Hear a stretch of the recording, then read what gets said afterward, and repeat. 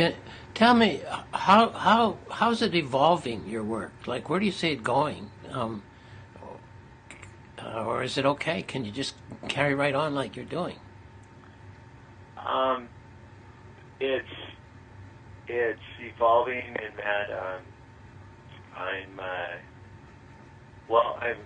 exploring other things with it. I'm looking at combinations of materials and media, some multimedia type work.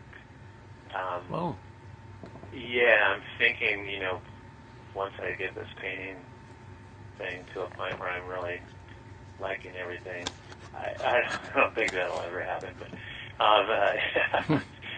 to be totally satisfied all the time, I don't think that's possible with the work. But no, I'd like to do larger pieces with unexpected combinations of materials. That makes sense. With anything from wood to running some okay, sure. film loops, but still have a painterly part to it. I'm experimenting.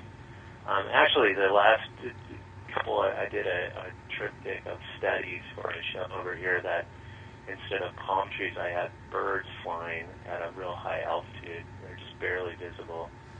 And that was kind of interesting because it really separated it. It gave you less of a grounded feeling and more of a dizzy, or it did to me. It made me feel a little more dizzy looking at them Sure. than the trees, because the trees kind of ground you, Yes, the trunk they're going down and planting itself. yes.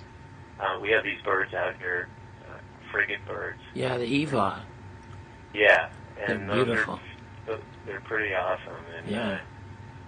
and I see them often, but you have to really look to see them. Yeah. You can be doing your thing and never see them. And I think those are pretty interesting. I actually have a couple pictures of those pieces. I should send you those pictures too. But I would like to do some large cloud pieces that maybe just had a bird tucked away. But there's always the serious factor of making a living at it too. Of course.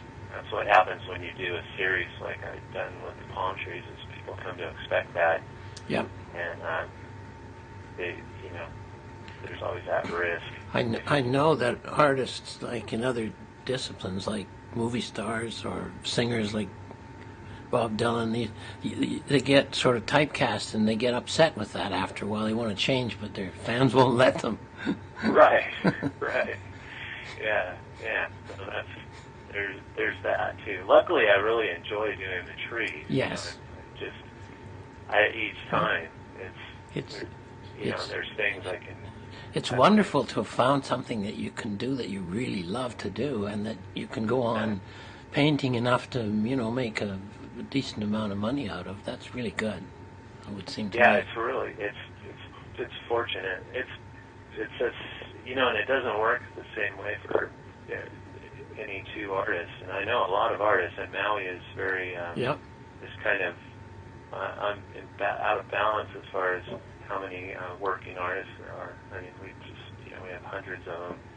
And a show that I'm in I do once a week at the Four Seasons Hotel is a invite only contract, year-to-year contract show, and you get 1 day a week. And there are about 45 or 46 artists in it, and there were 200 or something on the list that wanted in, and there are some other shows around the island, but nothing quite, that's kind of sort of the top show. Wow. And it's amazing to me. I bring that up because of the sheer number of artists that are working artists, and then ones that are able to show their own work. And so Maui is definitely in this state where we are the center of the working artists. The artists making a living or trying to make a living. Some of them are making a really great living too. That's good. And That's they're all wonderful. different mediums. Yeah. It's amazing. There's a that shows on the same day I do, and there's nobody that does anything remotely close to what he's doing. Wow. Yeah, he found his niche, and he does these ceramic sculptures. What is his name? His name is Steve Smeltzer. Okay. Yeah. And Check it out. it's just phenomenal work, Yeah. and his work is anyway. So there's jewelers, there's everything, fabric artists. So it's a great environment for doing what we do, but it's still you have to invent it yourself. Excuse me, just for a second. Yeah.